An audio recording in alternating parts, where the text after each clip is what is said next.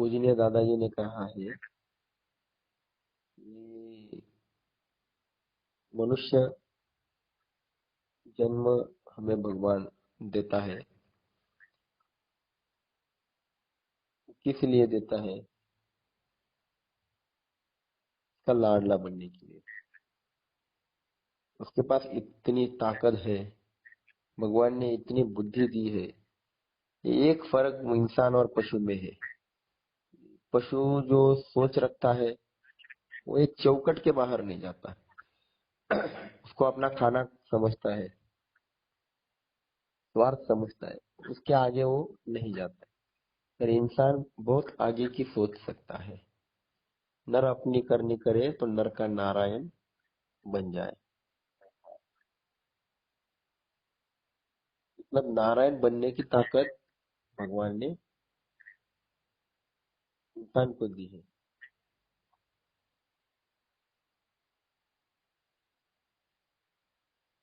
पर वो भी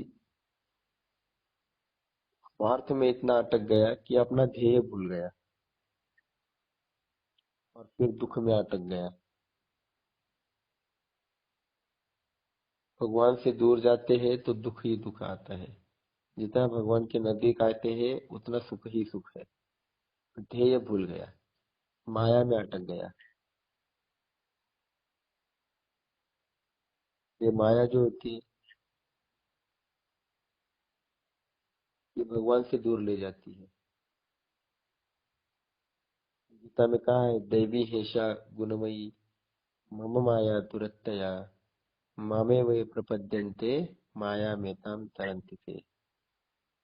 माया में अटक गए हम।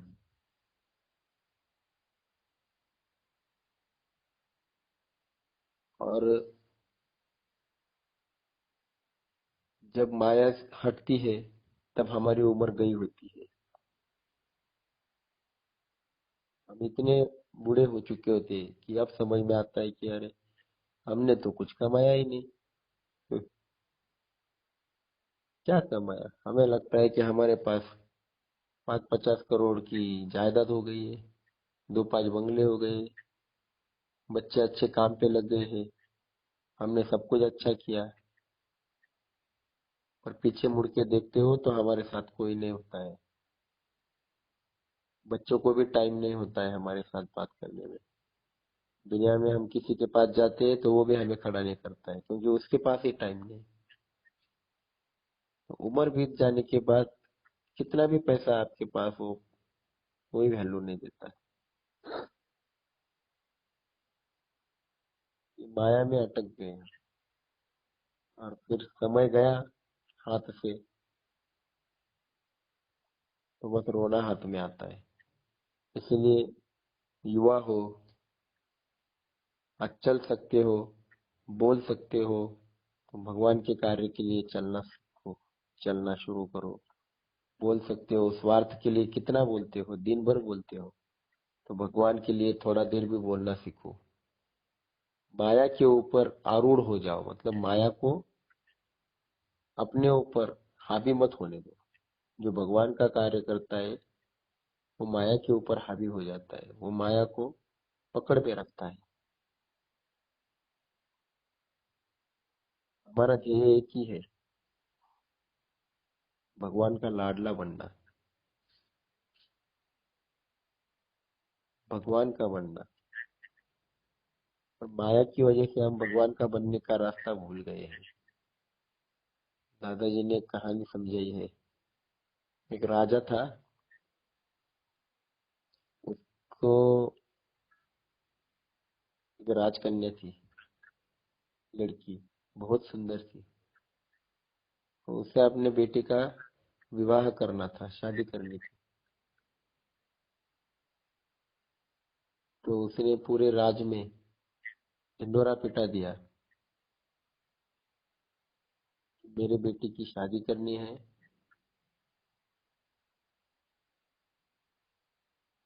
मेरे राज को एक वारिस चाहिए।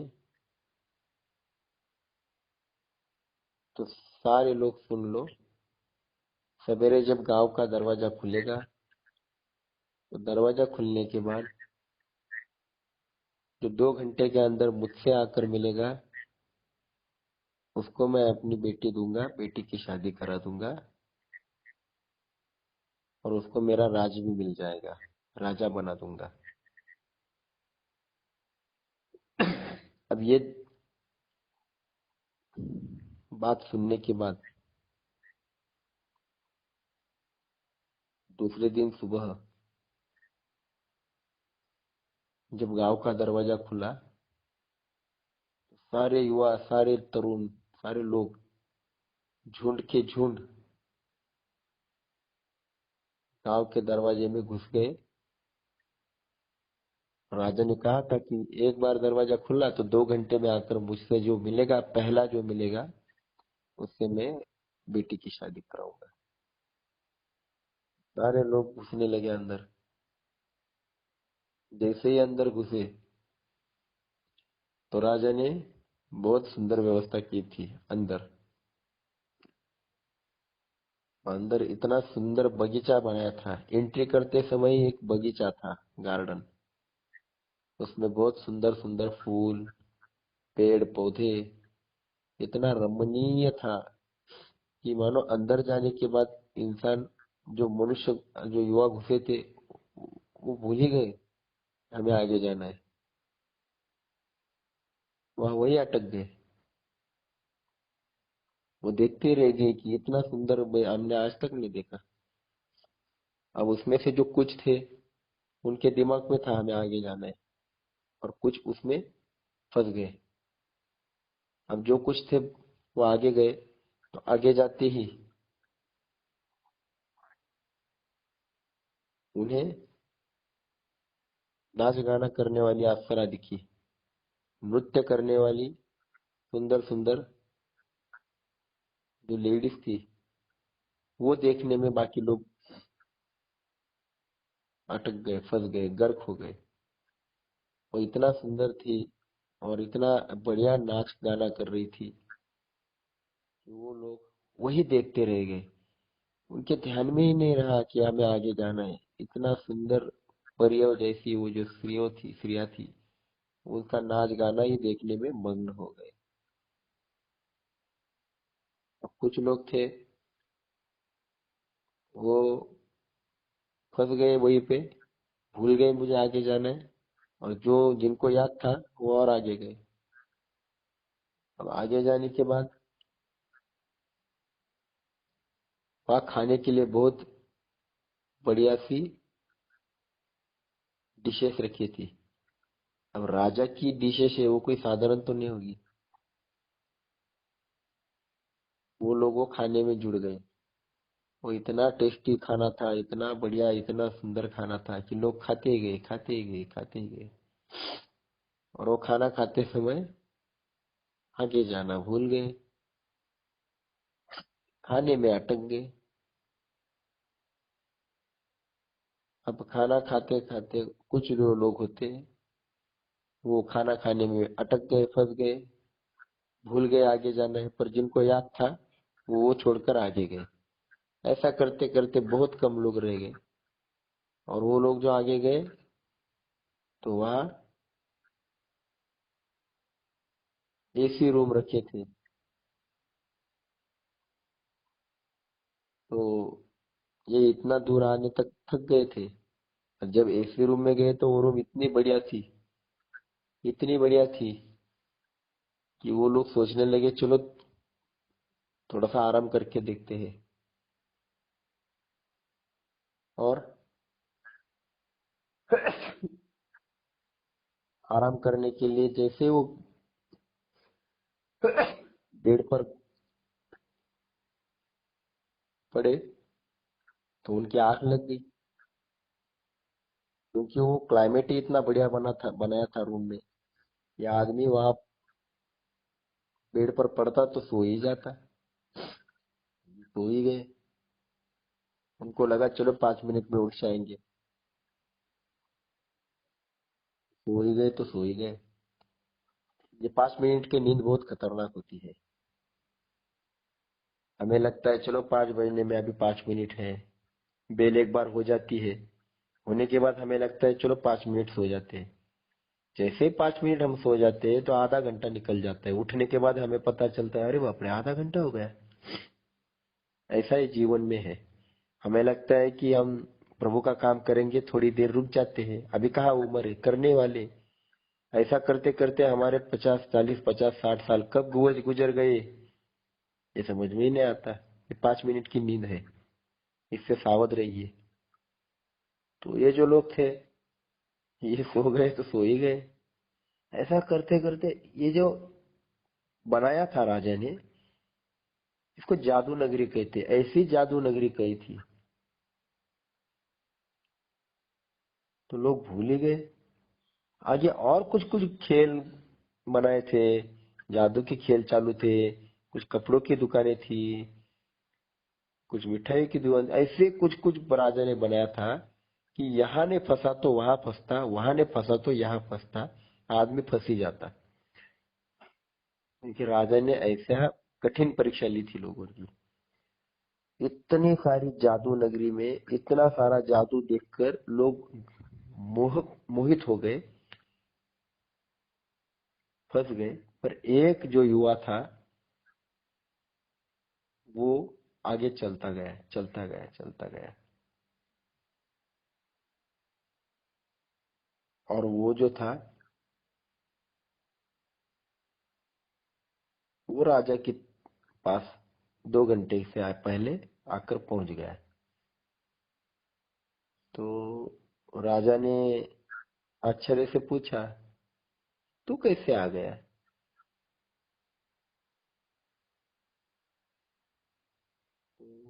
पहले तो राजा ने एक काम किया।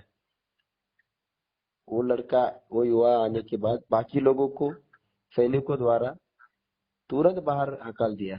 चलो निकलो, चलो। सबको हकाल दिया बाहर। और इसको पूछा, तू अकेला ही कैसे आ गया? क्या बात है, अकेला कैसे जल्दी पहुंच गया? बाकी तो इतने जादू नगरी में फंस गए, तू क्यों नहीं फंसा? तो उसने कहा कि मैं भी फंस जाता। इतना सारा आपने इतना सुंदर बनाया, इतना बढ़िया बनाया, ये देखकर तो कोई भी फंस जाता है, तो मैं भी फंस जाता। पर मैंने एक ही बात का चिंतन किया कि मुझे राजा तक पहुंचना है, मुझे राजा का बनना है। मेरे जीवन में एक ही ध्येय था। ये 2 घंटे में मैंने एक ही बात देखी, मैं इधर देखा ना उधर देखा। मेरे दिमाग में एक ही बात रखी, ये तो सब मेरा ही होने वाला है, बाद में तो मेरा ही है। अब मुझे इसमें नहीं फंसना है, मैं इस प्रलोभन में नहीं अटकने वाला, मोह में नहीं अटकने वाला। तो उसने क्या किया, एक ही चिंतन किया, मुझे राजा तक पहुंचना है, राजा का बनना है। और वो कहता है कि मैंने ये चिंतन करते करते आपके पास आ गया, पहुंच गया। तो यही बात दादाजी कहते हैं कि भगवान ने सृष्टि बनाई, इतनी मोहक बनाई, यहाँ आने वाला आदमी, जन्म लेने वाला आदमी फंस ही जाता है, वो अटक ही जाता है। उसे समझ में ही नहीं आता है। उसे नौकरी अच्छी मिल गई, नौकरी में अटक गया, उसको लगता है यही मेरी दुनिया है। उसको बिजनेस मिल गया, अच्छा बिजनेस मिल गया, उसको लगता है यही मेरी दुनिया है। अच्छी बीवी मिल गई तो बीवी में अटक जाता है। बच्चे अच्छे मिल गए तो बच्चों में अटक जाता है। उसको लगता है मेरे बच्चे ही भगवान है, उनका मुझे बहुत कुछ करना है। मेरे रिश्तेदार अच्छे मिल गए, दोस्त अच्छे मिल गए, उनमें अटक जाता है। उनको उनका मन संभालते संभालते उसकी जिंदगी चली जाती है। कभी दोस्तों को संभालता है, कभी रिश्तेदार को संभालता है, कभी बीवी को, कभी बच्चे को। ये सब करते करते करते इतना फंस जाता है, उसको पता ही नहीं चलता कि अरे मेरी तो उम्र हो गई, अब क्या करें। तो ये जो माया होती है, भगवान ने हमें दूर, उससे दूर करने के लिए बनाए हुए ये जादू के प्रयोग है। और हम उसमें फंस जाते हैं।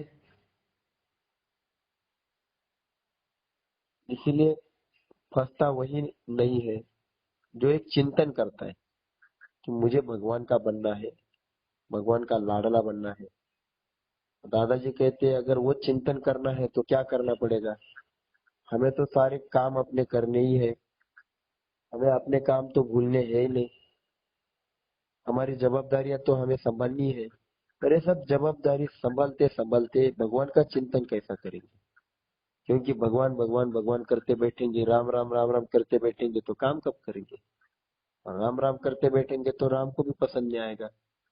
अपने घर में अगर हम अपनी माँ को केवल माँ माँ माँ माँ माँ करते बैठेंगे तो माँ भी बाद में एक गुस्से से कान के पीछे लगा देगी। वो बोलेगी ये क्या, कितनी देर से आप माँ माँ, बच्चे तू कितनी देर से माँ माँ कर रहे थे, एक काम करना, ये झाड़ू ले और घर झाड़ ले, ये थैली ले और बाजार से कुछ सब्जियां लेके आ। कुछ तो काम देगी ना। अब काम करने वाला बच्चा अगर माँ का नाम लेता है तो माँ को खुशी होगी। केवल माँ माँ करते बैठेंगे तो माँ को भी गुस्सा आएगा। वैसे ही भगवान ने हमें शक्ति दी, बुद्धि दी, कितनी देर तक राम राम राम राम राम राम करते बैठोगे? प्रभु कहेंगे कि बेटा मेरा नाम लेने से अच्छा है कि तू मेरा काम कर, बाद में नाम ले, पहले तू काम तो कर। तुझे शक्ति और बुद्धि दी किस लिए? तो नाम के साथ काम करना। तो दादाजी ने कहा है कि कैसे करेंगे?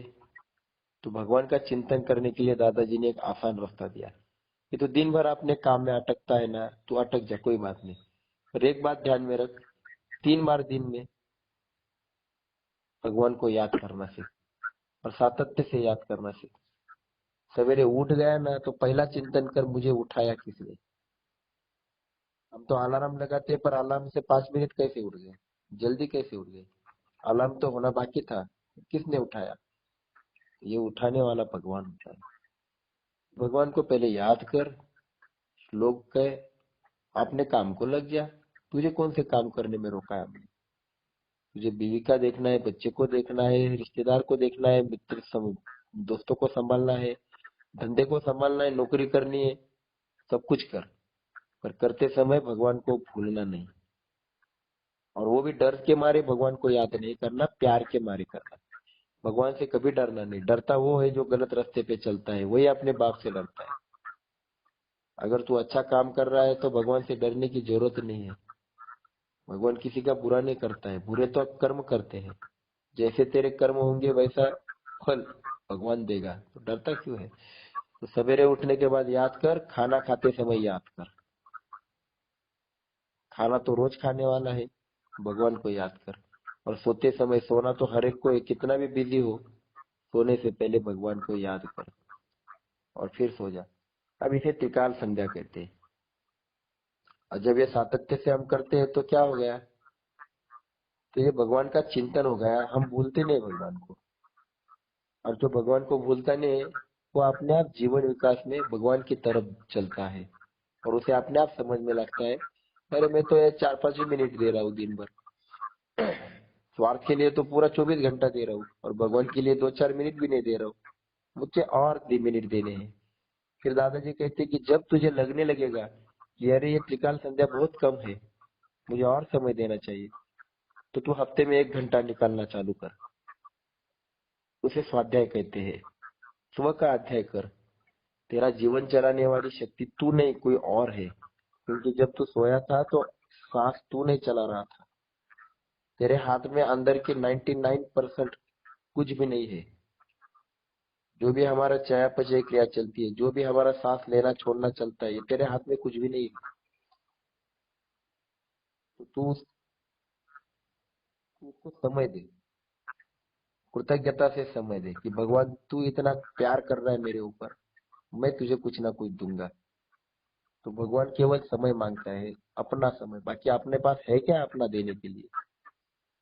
तो वो समय, इसीलिए हफ्ते में 1 घंटा दादाजी कहते हैं स्वाध्याय कर। अपॉइंटमेंट विद गॉड, मैं भगवान से मिलने जा रहा हूँ।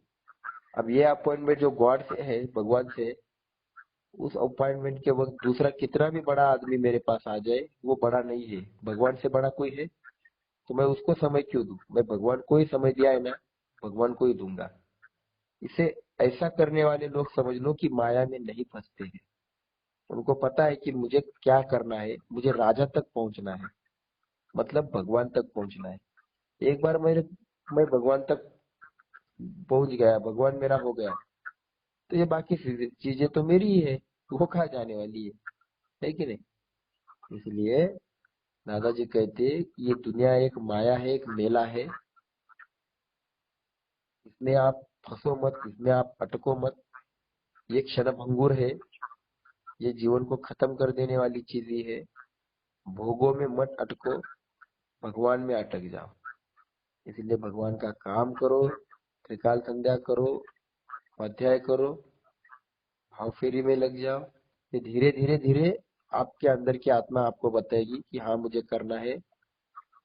ये तब कहेगी जब आप सातत्य से त्रिकाल संध्या करोगे। तब भगवान आपसे बहुत सारा काम करा लेगा। तो त्रिकाल संध्या सातत्य से करने वाला वो माया में नहीं अटकता। स्वाध्याय करने वाला आदमी माया में नहीं अटकता। तो हमें माया में नहीं अटकना है। सब काम करते करते भगवान तक पहुंचना है। तो आज के लिए हम यहीं पर रुक जाते हैं। जय योगेश्वर। जय जगत, जय राधे। जय योगेश्वर।